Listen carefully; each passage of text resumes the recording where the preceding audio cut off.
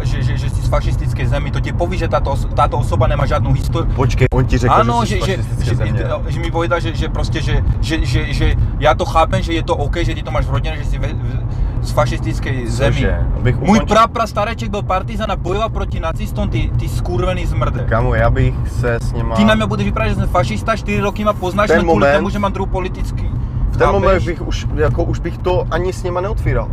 To by skončili prostě. Jak by mi řekli tuhle sračku, že jsi z fašistické země, tak skončil prostě. Co to je za mrtku, hej? Chápeš? A on tě bude přisvědčat, že ty jsi nevzdělaný. To je smrt, ty vole. Kámo, vidíš, a tohle je přesně to, co tady vyhrává volby. Silné populistické keci. Místo jako nějaká znalost prostě. To je neuvěřitelné. To je neuvěřitelné. Tohle ti fakt řekli, že jsi z fašistické země? Jo, kokos. Ty piču, toho bychom měli dojebat, hej. Ty vole, to je neuvěřitelné. Mě to nesere to, že to povedal, ale to, že ti to prostě, kámo, pokud jsem s někým, pokud s někým trávím